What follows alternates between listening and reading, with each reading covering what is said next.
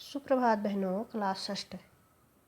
आजकल आपका हिंदी विषय में पाठ 3 चल रहा है, जिसमें आपको मैंने कल प्रश्न उत्तर कराए थे। आशा है आप लोगों ने उनको ध्यानपूर्वक सुन करके अपनी उत्तर पुस्तिका में किया होगा। आज उसी से आगे प्रश्नोत्तर कराने हैं। उसमें प्रश्नोत्तर है कहानी से आगे। कहानी से आगे में कुछ प्रश्न आए हैं जो इस प्रकार हैं। आप उनको ध्यान से सुनेंगी और समझ करके अपनी उत्तर पुस्तिका में करेंगी। जिसका पहला प्रश्न है, केशव और श्यामा ने अंडों के बारे में क्या क्या अनुमान लगाए। केशव और श्यामा ने अंडों के बारे में क्या क्या अनुमान लगाए। यदि उस जगह तुम होते तो क्या अनुमान लगाते और क्या करते। यदि उस जगह तुम होते तो क्या अनुमान लगाते और क्या करते। ये प्रश्न है। अब आप उत्तर ध्यान से सुनेंगी, फिर अपनी उत्तर पुस्तिका में करेंगी। केशव और श्यामा ने अंडों के बारे में तरह तरह के अनुमान लगाए। इसका उत्तर है, केशव और श्यामा ने अंडों के बारे में तरह तरह के अनुमान लगाए।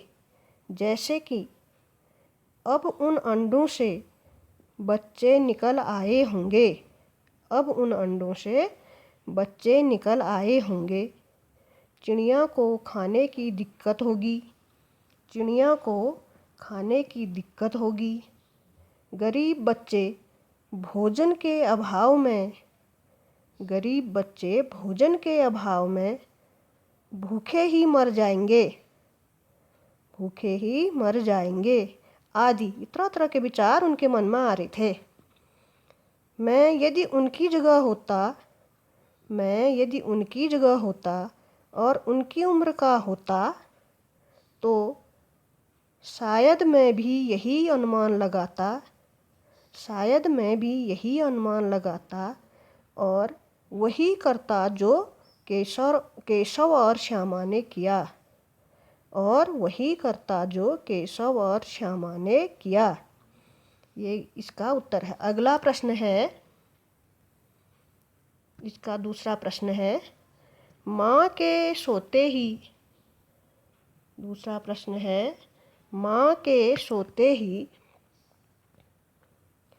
केशव और श्यामा दोपहर में बाहर क्यों निकल आए। माँ के सोते ही केशव और श्यामा दोपहर में बाहर क्यों निकल आए। माँ के पूछने पर भी दोनों में से किसी ने किवाड़ खोलकर दोपहर में बाहर निकलने का कारण क्यों नहीं बताया। माँ के पूछने पर भी दोनों में से किसी ने किवाड़ खोलकर दोपहर में बाहर निकलने का कारण क्यों नहीं बताया। इसका उत्तर है, माँ के सोते ही केशव और श्यामा दोपहर में चिड़िया के अंडों के लिए टोकरी और दाना पानी रखने के लिए बाहर निकल आए। पिटाई के डर से माँ के पूछने पर भी दोनों में से किसी ने किवाड़ खोलकर दोपहर में बाहर निकलने का कारण नहीं बताया। दोबारा सुनेंगी। माँ के सोते ही केशव और श्यामा दोपहर में चिड़िया के अंडों के लिए टोकरी और दाना पानी रखने के लिए बाहर निकल आए। पूर्ण विराम।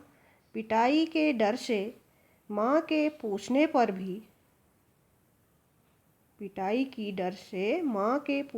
भी दोनों में से किसी ने किवाड़ खोलकर दोपहर में बाहर निकलने का कारण नहीं बताया।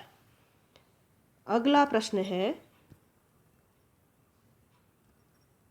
इस पाठ का इसी में अगला प्रश्न है, प्रेमचंद ने इस कहानी का नाम नादान दोस्त रखा। प्रेमचंद ने इस कहानी का नाम नादान दोस्त रखा। तुम इसे क्या शीर्षक देना चाहोगे। तुम इसे क्या शीर्षक देना चाहोगे। तो इसका शीर्षक हो सकता है बच्चों नासमझ रक्षक। क्या हो सकता है, नासमझ रक्षक, क्योंकि बच्चे नासमझ होते हैं इसलिए वो केशव और श्यामा छोटे थे, इसलिए इसका दूसरा शीर्षक नासमझ रक्षक है। इतना ही इसका उत्तर लिखना है आपने। जैसे प्रश्न लिखा, प्रेमचंद्र ने इस कहानी का नाम नादान दोस्त रखा, तुम इसे क्या शीर्षक देना चाहोगे। आप इसका उत्तर लिखेंगी इसका शीर्षक नासमझ रक्षक हो सकता है। आज इतना ही है। आप इसको सुंदर लेख में अपनी उत्तर पुस्तिका में करने के बाद याद करेंगी।